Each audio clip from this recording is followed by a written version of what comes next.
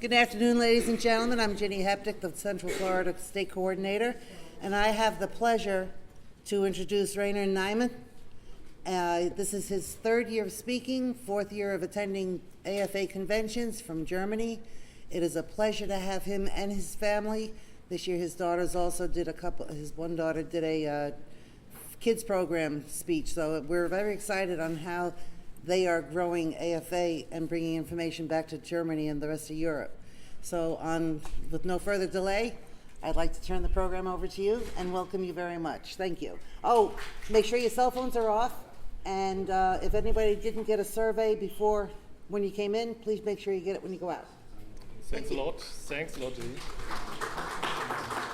Yes, it's always a pleasure to be here in the US, and as Jenny has said, it's my third speak in the United States, and I hope you will understand my German accent and my German English. Otherwise, please read the text and enjoy the pictures.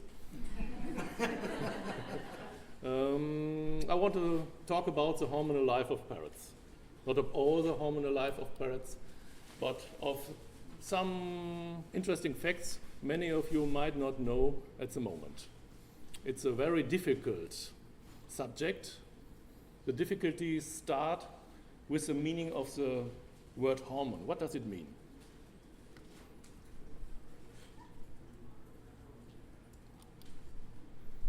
Unfortunately, there is no clear definition till now of the term hormone. It's a Greek word, means impel or set in motion. Today I found many definitions of this word.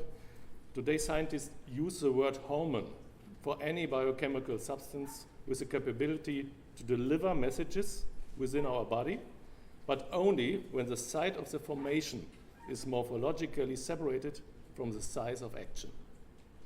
So this is the definition I would use for my speak.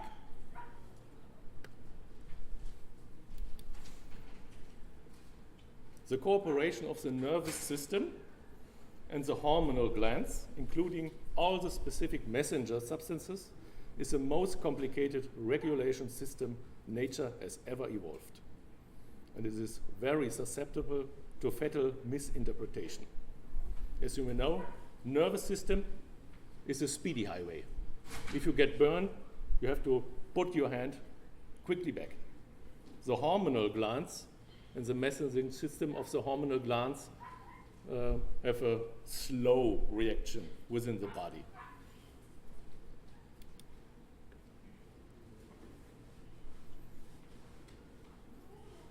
To the definitions: no hormones, enzymes, vitamins, pheromones, antibodies, blood cells. These are all no hormones.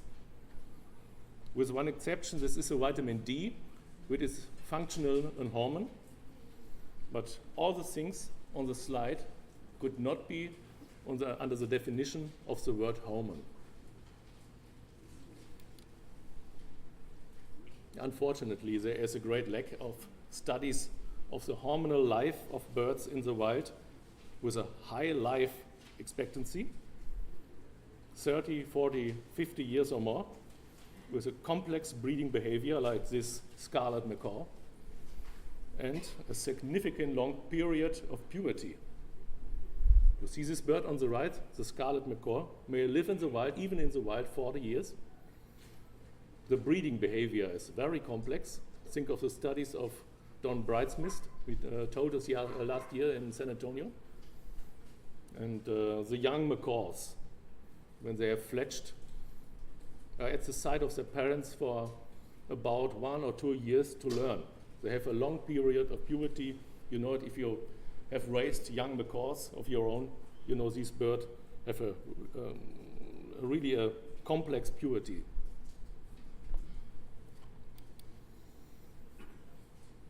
But most of the facts about hormones we know today were derived from studies on Chinese quails and poultry. And you know, these are birds with a short life expectancy, and I love chicken. I really love chicken. But they are not really intelligent birds. Their level of cognitive intelligence is really low. You cannot compare these birds with macaws or other parrots.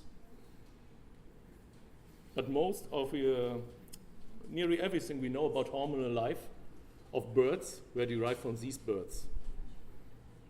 And this is fatal. We know nearly much, we do not know many things about the secrets of hormonal life of parrots, and I have had great difficulty to find studies which were made on parrots. So we have to look at the parrot's brain. On the right side you see the brain of an African grey. The brain of this bird is incredibly efficient, you know it.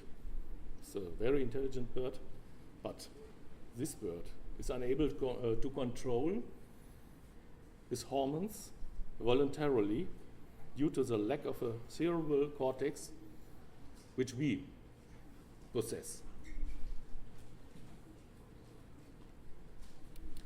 With other words, parrots have to obey their hormonal status whether they want or not. This is very important. What do you think what would happen if we couldn't control our behavior, our sexual behavior, for example, if it rains or the temperature is rising? It would be a disaster. But we must control our behavior despite of any hormonal changes. The parrot cannot do this. He has to obey. He is very intelligent, this bird, but he has to obey his hormonal status. That you have to keep in mind. So the birds react to rainfall, to the day length, to UV light, very important, and to rain. Think of the budgies in the Australian desert. When it's rain, they are ready to start. Whether they want or not, they do it. And the changes to the mental and physical condition of hormonal influenced birds are remarkable. So I want to show you some hormonal glands you may not know at the moment. There are many hormonal glands. I wouldn't show you today, like the pancreas, the pancreas or some other hormonal glands. I will focus my speak on poorly known hormonal glands like the pineal glands, the hypophysis, and some other more. So I want to start with the mother of all hormonal glands, the hypophysis. You see it in the middle of the head, in the center of the brain. This is very small, very, very small. You won't find it even if you are a very good veterinarian. And it's located in the center of the brain. The hypophysis, in other words, is a pituitary gland. This is attached to the hypothalamus, and this is a control center of messengers and messages in the body. The hypophysis produces thousands of hormones and inhibiting and stimulating factors. Factors may be hormones, but it's not unclear. So if it's proven that it's a hormone, you may call it hormone, otherwise you have to call it factor. But there are thousands of messages which are delivered through the body, and dysfunction of the hypophysis is really fatal and will lead to death in the most cases. So the best known hormones of the hypophysis are called mesotocin. This is a egg-laying stimulation hormone in birds. And the arginine vasotocin. This is for control of the retention of water in the kidney. This is especially important for birds living in arid regions of the world, deserts. They cannot afford losing the water, so the cloaca, so they have to retain all the water from the feces. Another hormone is a prolactin. The prolactin stimulates the development of the breeding patch and then of the females, and increases the appetite for the female. It's very important before laying eggs. And the lack of vitamins, especially of the vitamin B complex, will cut down this messenger system. So if you have a really bad breeding season, the females won't lay eggs, this may be a problem with a prolactin hormone status, and this may be caused in a deficiency in vitamin B.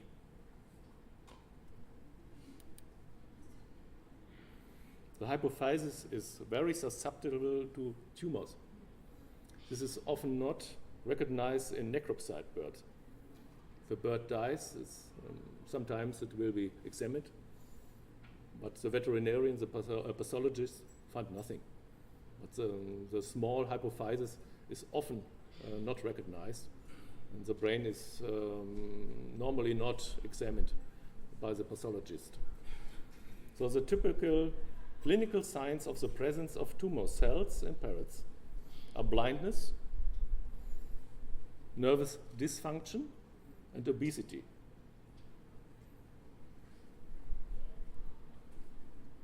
Okay, obesity may have other reasons.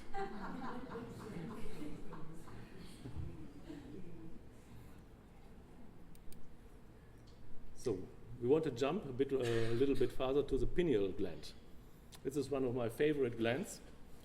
If you have had reptiles, you know the third eye of iguanas. It is located as the upper head. This is the third eye, and he regulates the day and the day and night cycle of the reptiles. The pineal gland of the birds does it as well, but the pineal gland is inside the brain now. And it produces the hormone melatonin, which regulates the day and night cycle of the bird. But how does the gland perform its function? It is no longer sitting above the head.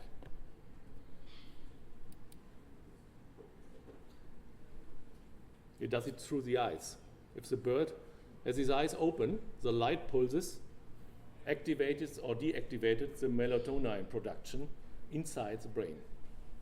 And the importance of the biological clock is often underestimated, but this system determines the activity level and, very important, the body temperature of parrots. The biological clock means, for many parrots, 12 hours in the dark, 12 hours at daylight. Melatonin is only produced at night. Any light pulses on the bird's retina will stop this process immediately. So many parrots are often suffering from light intensity stress. Too much light is not good for our birds, in the wild and in captivity. The consequences. This is the palm cockatoo chick. The growth of chicks suffering from light stress will be stunted. So if you breed birds, leave them in dark cavities. It's very important for a good development of young birds. Otherwise, you will risk retarded gonadal development, a deficit social behavior, especially sexual behavior, and an early somatopause. What does it mean, somatopause? The somatopause normally occurs in older birds. When birds are getting old, you will see it when they are getting retired. So in early somatopause, you will have chicks which were old before they were young. You have old bird, which is only 1 or 2 years old because of light intensity stress in the cavity.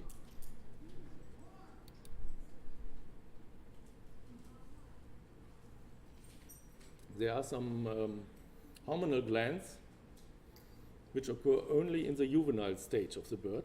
This is the thymus in the neck, and near the cloaca, the bursa fabrizii. The bursa fabrizii is a small lymphatic organ in the cloaca. It's an easy access for any bacteria because it's not a long way from outside to the cloaca. It is active in young birds and atrophies after about 6 months, and is very susceptible for infectious diseases. What does the bursa do? In the bursa, it's a small organ, you will find the differentiation process of the so-called B lymphocytes. Without these important cells of the immune system, the bird will have reduced capability of producing antibodies his entire life. Birds with an infection in the bursa fabrizii at an early stage will always be very weak and unhealthy. The thymus, you see it in the neck.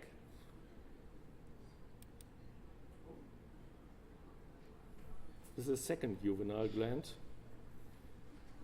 We know not much about the function of the thymus in birds. What we know is this gland is important for the development of a strong immune system. More information about this gland is urgently needed, but I know no recent studies about this gland, unfortunately.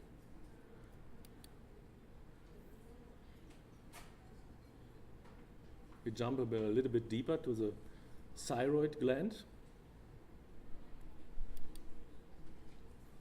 The details of the functioning of the thyroid gland in birds are still mysterious. We do not know much about these tiny red beaks in the neck. What we know is that the production of the hormones of the thyroid gland is controlled by the hypophysis. The best known hormones of the thyroid gland are thyroxine and triiodothyronine. The presence of these two messengers is obligatory for the growth of the testes, the ovary, and of course the production of sperm and eggs. A deficiency in iodine is very dangerous for any bird. It inhibits the growth of the chicks and juveniles, the inclusion of pigments in the feathers, and is responsible for, I call it bad molt. You have seen the birds which suffer from very severe molting and have unpigmented patches on the plumage.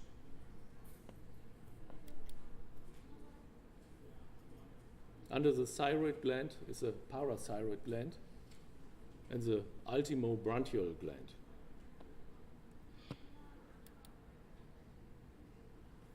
These two are very small glands. It's difficult to find it even in dead birds. Its most important hormone is called Parrot hormone. And, this is very important for female birds and, because it controls the amount of calcium in the blood and the bone.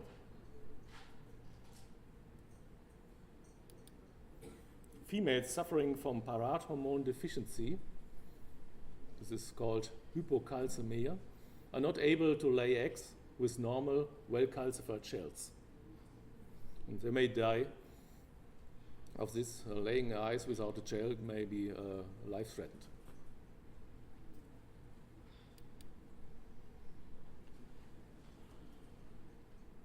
We'll go on with the adrenal gland. Adrenal is Greek, meaning attached to the kidney. The adrenal gland is one of the most important sources of hormonal messengers, like the hypophysis. And as the Greek word says, is closely attached to the kidney. The best known hormones of the adrenal gland are epinephrine and norepinephrine. Some may call it adrenaline, which influence the heartbeat, the functions of the lungs, the sexual behavior, the digestion, and the so-called fight and flight response, as in mammals. The function of the adrenal gland is similar to the adrenal gland of mammals and of humans, of course. The fight and flight response is very interesting in parrots because they are now predators.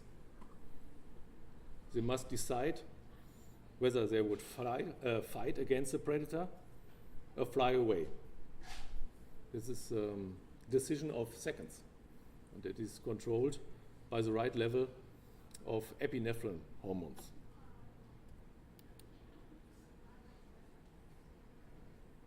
The hormonal imbalances of the adrenal hormones will lead to significant behavioral changes. Normally, these cockatoos are not very aggressive, but this bird has a dysfunction in the fight and flight response. It will attack. Everyone who gets too near to the wire, he will be attacked.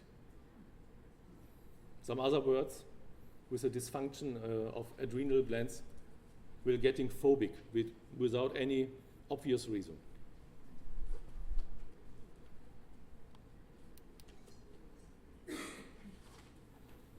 The adrenal gland of parrots suffering from severe stress, for example, high pressure of predators in the wild, releases great amounts of corticosteroids.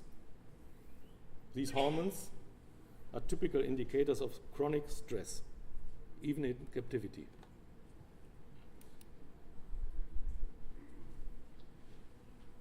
This is a map, the synthesis map of the steroid hormones in the adrenal cell. They all derive from cholesterol. They all look like, well, very similar. The sexual hormones are relatives of the stress hormones. And on the sexual hormones, I will focus later. The level of corticosteroids, the stress hormones, is a very good indicator of chronic stress in pet birds. Nowadays, it can be analyzed using feathers, even molting feathers. This is a great tool to see whether the bird has been stressed in the last time. You know, birds will not show any signs of stress or disease. And so we have a tool to analyze if the bird has been under severe stress in the last month. The high concentration of these stress hormones, the corticosteroids, in the feathers will reduce the quality of the entire plumage. You have seen such birds with very bad plumage condition. The feathers become brittle and fragile or remain stunted. They break easily.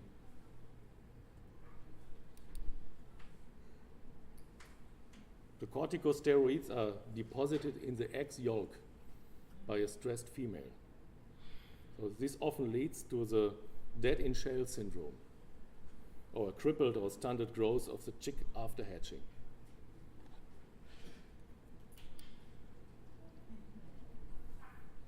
Birds with a high level of corticosteroids during their nesting time will be significantly shorter than other birds of the same species.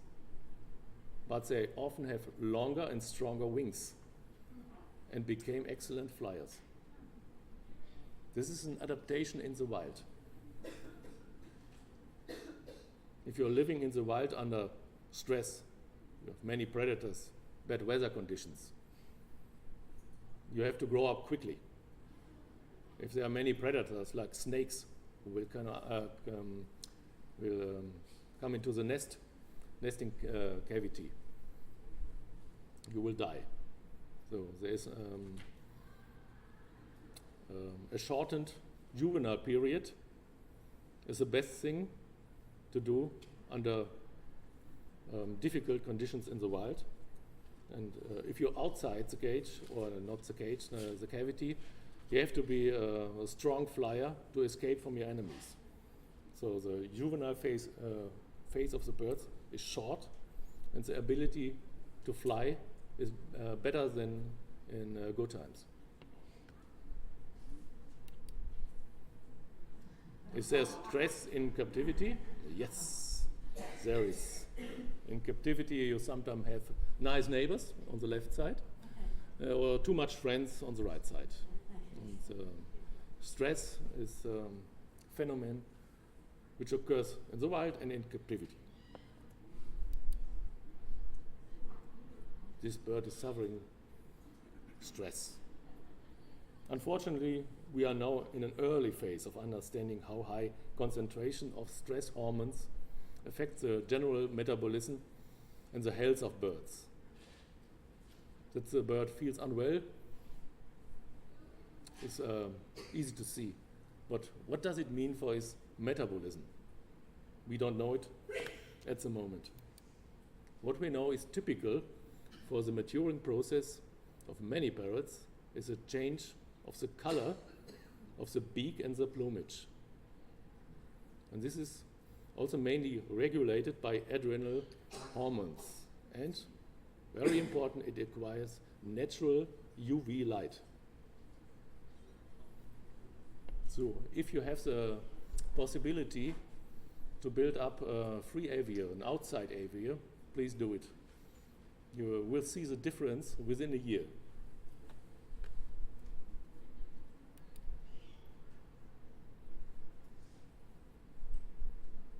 The last hormonal glands I will mention are the ovary and the testes. The sexual hormones, one of the main columns of the mental health and stability in parrots, is built up by the fine-tuning of the sexual hormones.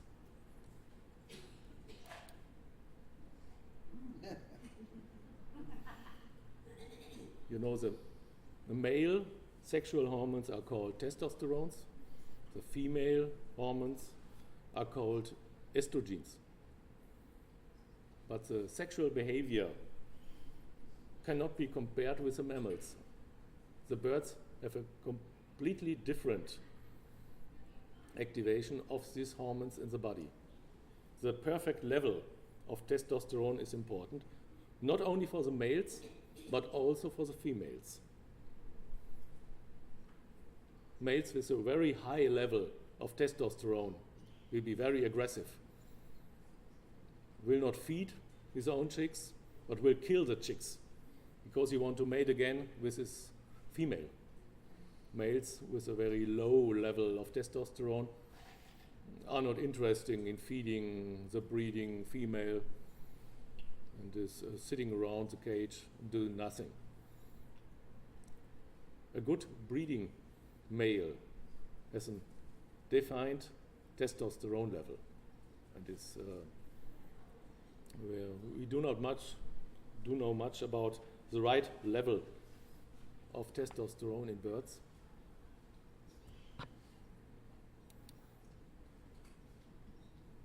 So we do not really know if this bird is showing abnormal or normal aggressive behavior. You know, African grey parrots may be very territorial and aggressive. Is this bird showing abnormal or normal behavior? In some cases, you have to ask a parrot behavior consulting. And I think this bird was too aggressive at the moment it was photographed.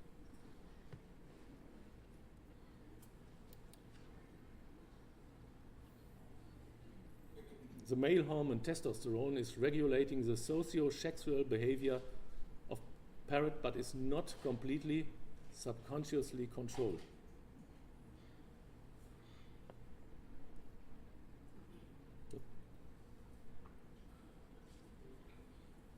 These macaws had to fine-tune the level of the sexual hormones by preening, by feeding, by chasing, even by fighting.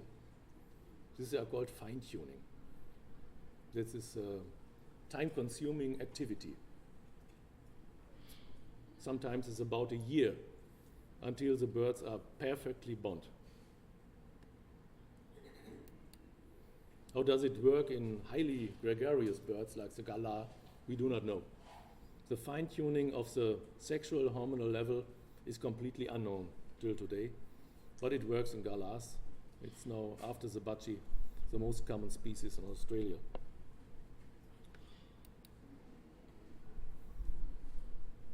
As I said, unfortunately, it's poorly understood how the birds are fine-tuning the perfect level of their sexual hormones. There has been some studies to reveal all the secrets of the sexual hormones, but most of the studies have totally failed. The birds have not given a clear answer how they manage it to be a perfect bonded couple.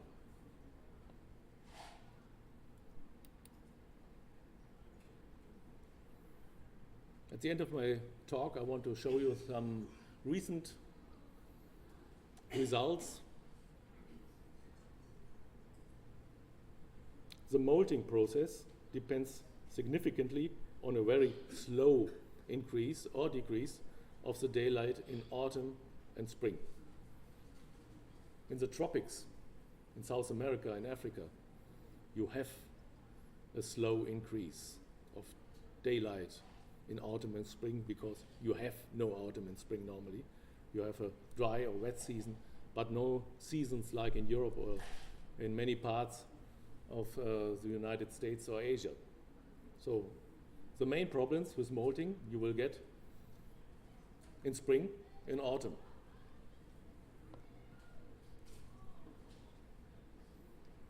But if your bird has problems with molting, he cannot suppress his sexual behavior.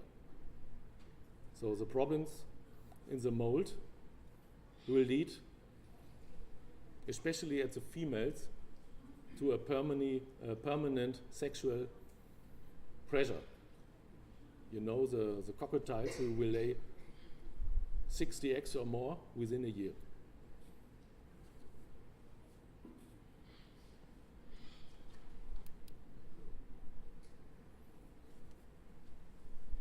And this I find very interesting. Testosterone has been found in very high concentrations in the spinal cord of displaying budgerigars, a hormone inside of a nervous part of the body. And the scientists think that even a hormone can control the complex movements of a displaying bird.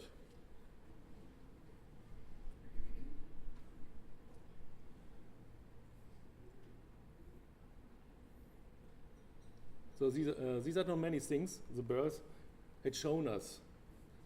Most of the things are still to be revealed, and I hope that I could show you some things you have never seen before. Even especially the last thing I found very interesting, and it shows that scientists have big work to do in the future. And the last thing I have to do is put the last slide. Thank you very much for your attention.